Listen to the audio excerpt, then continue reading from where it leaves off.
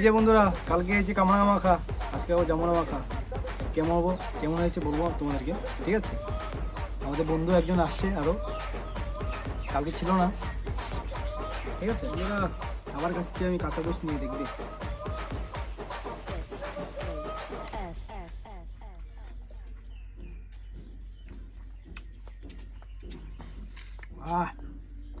ঝালসি